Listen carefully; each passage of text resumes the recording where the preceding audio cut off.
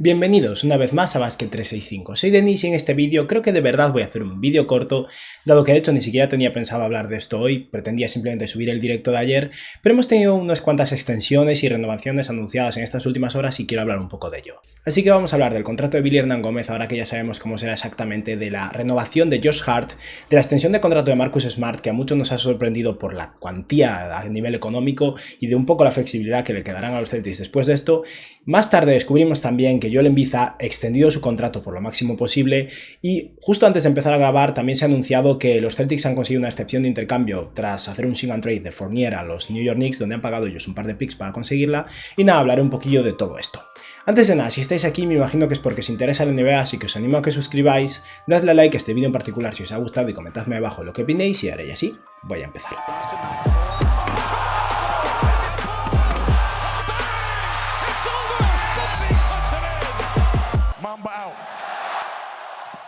Antes de empezar con lo que iba a ser el vídeo original voy a hacer un pequeño anexo porque justo cuando terminé de grabar abro Twitter y acaban de intercambiar a Juancho Hernán Gómez. Y en ese momento no me daba tiempo a grabar esta pequeña parte, añadirla, montar el vídeo y subirlo, así que este vídeo va a ser subido mucho más tarde, a las tantas de la noche básicamente, pero como mínimo los españoles lo tendréis por la mañana y aquellos que todavía estáis despiertos en Latinoamérica, donde no es tan tarde, lo podréis ver antes. Y nada, simplemente quiero hacer un pequeño apéndice hablando de la extensión de contrato, de la modificación de contrato más bien de Taj Gibson y del intercambio de Juancho Hernán Gómez y Jarrett Culver por Patrick Beverley. Así que en primer lugar, sobre Taj Gibson tengo poco que decir. En un principio lo iban a renovar los Knicks por un año y la mínima del veterano es lo que ya se había acordado, que serían unos 2,6 millones de dólares, pero al final, después de hacer todos sus movimientos y ese sign and trade con Fournier que hizo que no tuvieran que utilizar margen salarial para eso, tuvieron la posibilidad de utilizar su room exception o la excepción de mid-level para los equipos con margen salarial, que es de 4,9 millones de dólares, y parece ser que no tenían planes de utilizarla en ningún otro jugador, ya habían hecho todos sus movimientos y han decidido ofrecerle a Taj Gibson 2 años y 10 millones de dólares, que al final es básicamente una especie de premio o de manera de valorar su aportación como veterano. Taj Gibson estaba bien por la mínima, simplemente le van a pagar en vez de 2,6 millones 5, y es un contrato de 2 años, pero aunque no esté confirmado estoy seguro al 95% de que el segundo año será opción del equipo, un contrato no garantizado, pero sinceramente me parece bien. Si no iban a utilizar ese dinero, cuidan al jugador favorito de Taj Gibson, un jugador que lleva un par de años ahí, un veterano que realmente les aporta.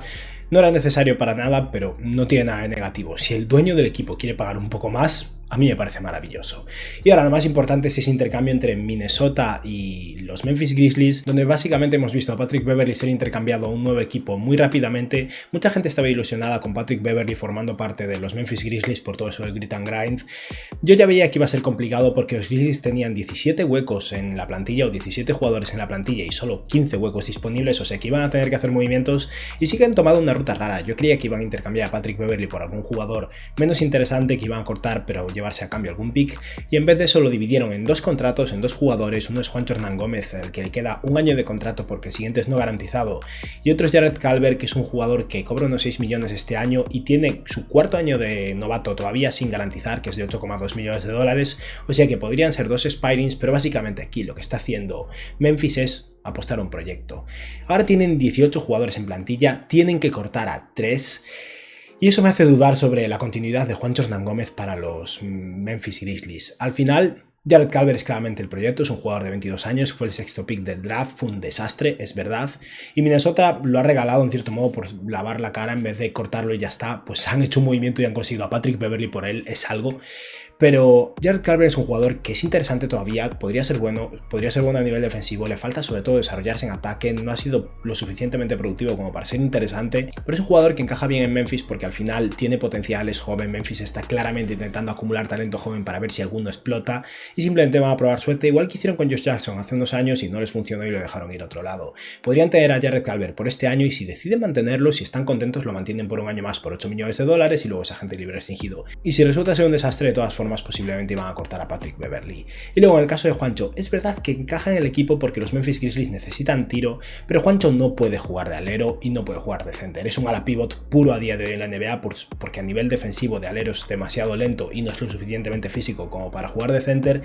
Y los Memphis Grizzlies tienen bastantes híbridos de ala pivot y center, con Xavier Tillman, con Brandon Clark, con el propio Jaren Jackson Jr. Y eso hace que la posición de Juancho en el equipo sea compleja, aunque como tirador encaje. Así que no estoy seguro de si realmente realmente quieren quedarse a Juancho, se plantean cortarlo y formó parte del intercambio porque querían a Jared Calvert como proyecto para probar suerte. Memphis tiene que cortar a 3 jugadores, uno va a ser Rondo, estoy casi seguro, otro es muy posible a día de hoy que sea Sam Merrill porque solo tiene $500,000 garantizados, y luego el tercer jugador podría ser Daniel Oturu, podría ser Juancho Hernangómez, podría ser John Conchar, creo que entre esos 3 va a estar,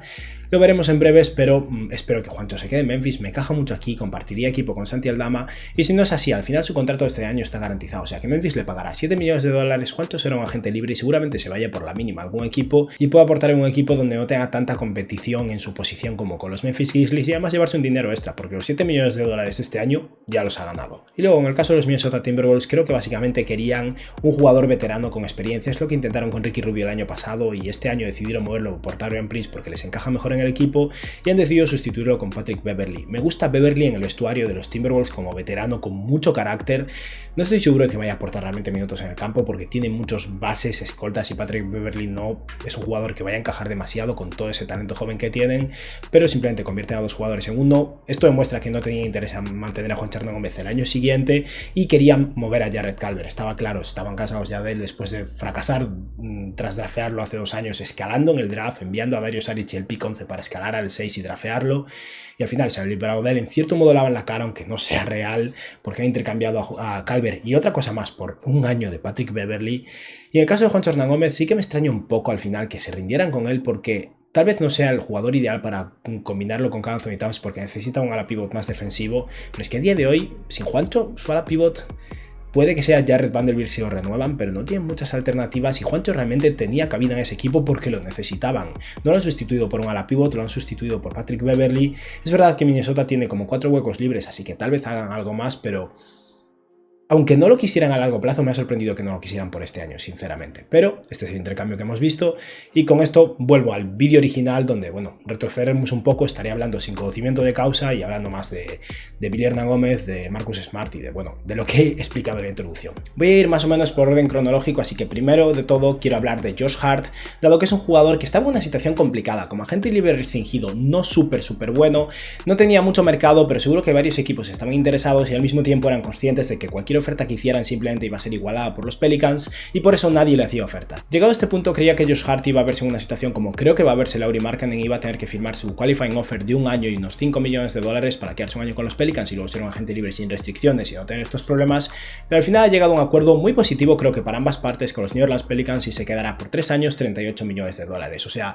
un promedio de un poco más de $12 millones por año por 3 años, que es básicamente el contrato que me imaginaba que iba a conseguir originalmente Josh Hart. Yo me imaginaba que serían entre 11 y $13 millones y se quedan los 12 y algo. Y estamos hablando de un jugador bueno, no increíble, pero bueno, capaz de ser un titular decente en un equipo competitivo o como mínimo ser un jugador capaz de jugar minutos importantes de rotación desde el banquillo. Hart es alguien que tiene esa categoría o esa etiqueta de 3&D y sin embargo nunca ha sido muy bueno desde 3, pero sí que es un muy buen defensor, un jugador con buen tamaño, un veterano ya, pese a que solo lleve 4 años en la NBA, tiene 26 años, un jugador capaz de tirar de 3 aunque no sea extremadamente bueno y sobre todo un muy buen reboteador para su tamaño, lo cual demuestra una vez más su energía, su esfuerzo y que realmente juega con intensidad en el campo. Este última temporada con los Pelicans promedió 28,7 minutos de juego, 9 puntos y 8 rebotes, que es muchísimo para un jugador de 1,96 m de altura que no se llame Westbrook, 2,3 asistencias por partido, 4 triples intentados y un 33% desde 3, como veis, tira de 3, mete sus triples pero no es un triplista ni siquiera promedio y un 44% en tiros de campo. Pero al final Josh Hart es un buen defensor, un jugador que hace bien su trabajo y que con la subida del margen salarial, un contrato en torno a $12 millones, no es algo que se le vaya a atragantar a los Pelicans en absoluto y creo que con eso salen ganando los dos. Josh Hart se asegura dinero que de momento no ha ganado tanto tras haber sido el pick 30 del draft, habrá cobrado, no sé, unos $10 millones en total en su carrera, o sea que va a triplicar su dinero muy rápidamente y al mismo tiempo los Pelicans consiguen un contrato muy intercambiable. Esos contratos entre 11 y 14 millones de dólares son muy útiles para hacer intercambios y hacer cuadrar el dinero para intercambios incluso más grandes y es algo que algunos equipos como por ejemplo los 76ers echan en falta en ocasiones, así que Josh Hart es útil a nivel de jugador y es útil como contrato intercambiable con buen valor y no un contrato demasiado largo. creo que han salido ganando los dos. Y por otra parte vamos a hablar de Billy Hernán Gómez, porque ya hace tiempo que sabíamos que había renovado con los Pelicans por 3 años, lo cual era muy positivo, pero yo tenía algo de miedo de que fuera solo un año garantizado y luego 2 no garantizados o algo así. Al final sabemos ya cómo funcionará el contrato y es una renovación utilizando los derechos non-birth que tienen sobre él, o sea que simplemente le han subido un 20% del salario con respecto a la mínima del veterano, pero Billy estará cobrando unos 2,3 millones de dólares el primer año, en torno a 2 millones sin llegar a los 3 en ningún año, ya me gustaría a mí. Y tiene 2 años garantizados con el tercero siendo opción del equipo. Creo que esto es positivo, al final Billy se ha asegurado 2 años más en la NBA para seguir demostrando lo que vale y seguir jugando. El año pasado los Pelicans fue un buen jugador, puede que este año se gane un rol más importante, sobre todo porque Jackson Hayes ha tenido problemas legales, creo que le pegó un policía y hubo ahí movidas. No sabemos mucho sobre la situación y si volveremos a verlo en el equipo o no, me imagino que sí, pero creo que ha sido un tema bastante oscuro y del que no se ha hablado demasiado, así que puede que Billy tenga minutos este año y que siga demostrando, y el hecho de que tenga como mínimo 2 años garantizados es algo muy positivo.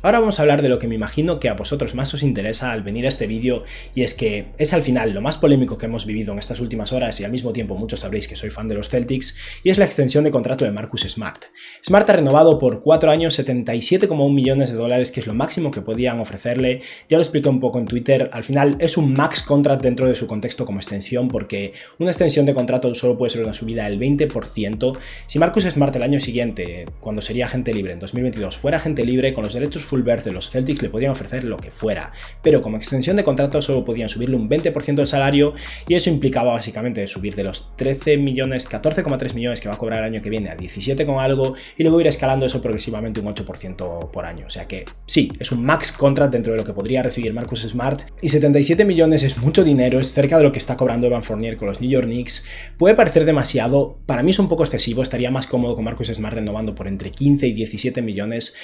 Todavía no sabemos cómo va a ser el contrato exactamente, sabemos la cantidad, pero puede que haya algo en bonus poco probables y tal vez así ahorren algo de dinero. Marcus Smart ha tenido algunos problemas de salud en los últimos años, así que creo que sería muy positivo para los Celtics intentar conseguir que medio millón o $1 millón por año dependiera de que jugara X partidos, o incluso que tire por encima de un 40% en tiros de campo, cosa que no ha hecho demasiado en su carrera. Ese tipo de cosas podrían ayudar a rebajar un poco el salario si fallan alguno de los bonus.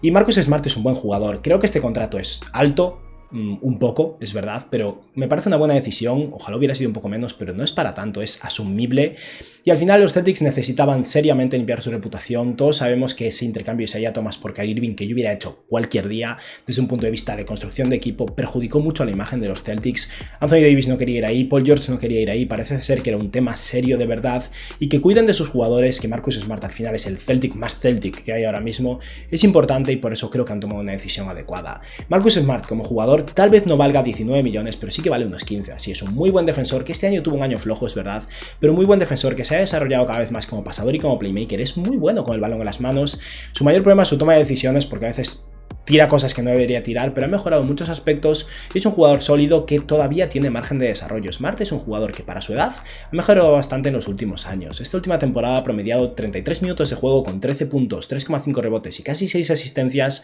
casi 6 triples intentados con 33% desde 3, que para Smart no está mal y como mínimo no es catastrófico, y un 40% en tiros de campo que, como veis, no es increíble. Depende una vez más de esa toma de decisiones de Marcus Smart, que no es excelente, pero es un buen pasador, un muy buen defensor y un jugador que, como mínimo, por carácter y por liderazgo aporta mucho más al equipo que simplemente su producción en el campo. Pero como decía, en el caso de Smart es un jugador que se ha desarrollado mucho últimamente y eso es algo positivo y que me da esperanzas de que siga mejorando un poco más en su toma de decisiones y a la hora de tirar, sobre todo desde 3, porque siempre ha sido un buen pasador, siempre ha sido un buen defensor, aunque haya madurado con los años,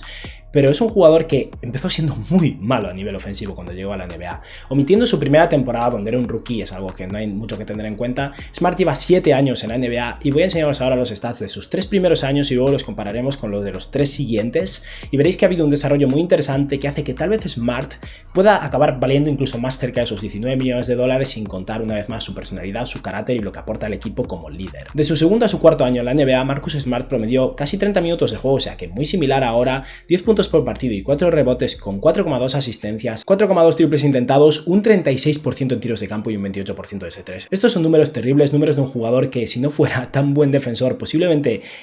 no hubiera ni siquiera renovado dado su situación, pero era un jugador que todavía era joven y por carácter, capacidad defensiva e intensidad se fue ganando poco a poco el hueco en el equipo. Y sí, los números a nivel de eficiencia eran terribles, pero en aquel momento Marcus Smart, como veis, ya era un pasador decente, con esas 4 asistencias por partido, ha ido mejorando, no anota mucho más a día de hoy, simplemente ha mejorado en su eficiencia, eso es lo más importante. Pasamos a 3 años después, desde su quinta a su séptima temporada, incluyendo esta temporada actual básicamente, y Smart ha mejorado en prácticamente todo, que es algo comprensible y habitual, pero estamos hablando de una mejora del quinto al séptimo año, no una mejora del primero al tercero. No todos los jugadores siguen mejorando tanto a lo largo de su carrera, y esto me da un poco más de esperanzas con respecto a otras renovaciones por jugadores similares a Smart con edades similares a las de Smart. Estos últimos 3 años Smart ha promediado 30 minutos de juego por partido, que es simplemente un minuto más que en la etapa anterior, 11,2 puntos, una subida de un punto por partido, que tampoco es tanto, ha reboteado menos, eso es verdad, pero ha elevado sus asistencias por partido a 4,7, este último año, como veíamos antes, fue todavía mejor, simplemente en los años anteriores no fue para tanto, ha tirado más de 3 y con ese aumento de volumen, tirando más de 5 triples por partido en los últimos 3 años, ha notado un 35% de ese 3, o sea que este último año fue flojo en comparación con los 2 anteriores y estamos aún así hablando de una subida de 7 puntos porcentuales con respecto a los 3 años anteriores, sus años del 2 al 4, y ha elevado sus porcentajes de tiro de campo de un 36% en tiros de campo, que es terrible, a un 40% en tiros de campo, que sigue siendo terrible, pero como mínimo es una mejora de 4 puntos porcentuales. Smart ha ido mejorando año tras año, no espero que siga mejorando de manera exponencial ni mucho menos, pero sí que es un jugador que para su edad ha demostrado cosas interesantes, sigue siendo muy bueno a nivel defensivo, aunque el año pasado fuera un año un poco flojo, pero los Celtics tuvieron bastantes problemas de salud, el equipo no estaba bien a nivel de química y creo que esto puede corregirse con el cambio de entrenador, el cambio de jugadores, la vuelta al Horford, creo que todo esto puede ayudar y sí, la renovación es fuerte, excesiva y daña a los Celtics a nivel salarial para el año que viene, hablaré un poco de esto ahora, pero creo que como mínimo es justa aunque un poco excesiva. Quiero hablar ahora de la situación salarial de los Celtics de cara a la próxima agencia libre tras esta extensión de Smart, que estará cobrando 17,2 millones de dólares, no esta próxima temporada donde cobrará todavía su contrato habitual, sino la siguiente, pero eso evidentemente limita mucho a nivel salarial a los Celtics, que se hablaba mucho de que iban a tener un margen salarial prácticamente muy cercano al max, y es verdad, ya no va a ser así, pero sí que tienen bastante flexibilidad dentro de lo que cabe tras haber intercambiado por Al Horford. A esto hay que sumarle que acaban de conseguir al parecer una excepción de intercambio por Evan Fournier, todavía no sabemos de cuánto dinero será exactamente, será el equivalente al primer año de salario de Fournier con los Knicks, pero no sabemos cuánto será, pero yo estimo que serán unos entre 16 y 18 millones de dólares, posiblemente unos 17 millones de dólares más o menos. Pagaron 2 segundas rondas por ella, con lo que realmente han pagado 4 segundas rondas por medio año de Fournier y por la excepción de intercambio de Fournier de vuelta, pero sigue siendo eso, una excepción de intercambio útil para un equipo que no va a estar sobrado de margen salarial, no para utilizar este año porque sabemos que los Celtics no quieren estar más metidos en el impuesto de lujo de lo que ya están, lo tuvieron que hacer por pagarle a Dennis Schroeder porque era una ganga, hubiera sido absurdo no ficharlo por ese precio, pero tal vez en la próxima agencia libre sí que puedan utilizar esto para conseguir a algún jugador interesante pagando picks, que siguen teniendo todos sus picks y jugadores jóvenes todavía. Y por otra parte, simplemente a nivel salarial, revisando un poco la situación de los Celtics de cara al próximo año, hay bastantes contratos que se terminan y está en el aire la situación de Robert Williams, que termina su contrato este año, así que posiblemente si quiere mantenerlo se acabe ya su margen salarial,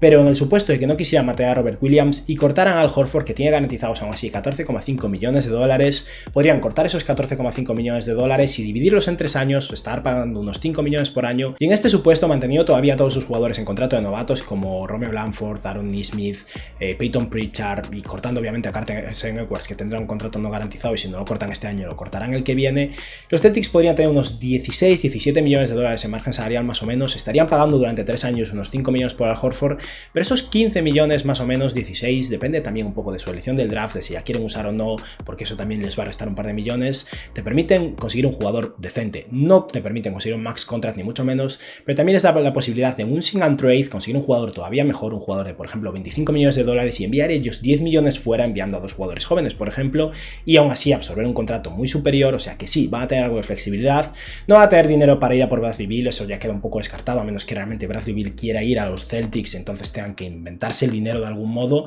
pero todavía tienen algo de flexibilidad si deciden cortar al Horford y han mantenido el núcleo más importante del equipo. Smart es menos importante para mí que Jaylen Brown o que Tatum, pero tienen a los 3 atados por mínimo 3 años. Dentro de 3 años habrá que preocuparse una vez más de Jaylen Brown, pero en general creo que es positivo, excesivo, pero positivo. Y por último, muy brevemente, no hay mucho que decir de esto, también ha firmado una extensión de contrato Joel Embiid que perjudica a los Knicks. De hecho, justo hablaba en el vídeo de los Knicks hace un par de días de cómo querían jugar en la agencia libre de 2023. Joel Embiid ya no va a ser agente libre porque ha extendido su contrato por lo máximo posible, que son 4 años y 196 millones de dólares, y de este modo los 76ers tienen atado a Embiid por 5 años en total, y su último año de contrato tendrá 32 años y estará cobrando 50 millones de dólares, que es mucho dinero, pero Embiid se lo merece a día de hoy, y sobre todo con esto los 76ers se aseguran no los 32 años de Embiid, que pueden ser preocupantes con su historial de lesiones, pero los 28, 29, 30 años de Embiid, y al final tal vez el último año, los 2 últimos años sean peligrosos. Lo ideal sería que tuvieran algún tipo de protección por temas de lesiones como tenían en la extensión anterior de Joel Embiid. No creo que estuvieran en disposición de poder negociar algo así con Embiid siendo casi MVP este año, así que dudo que sea el caso,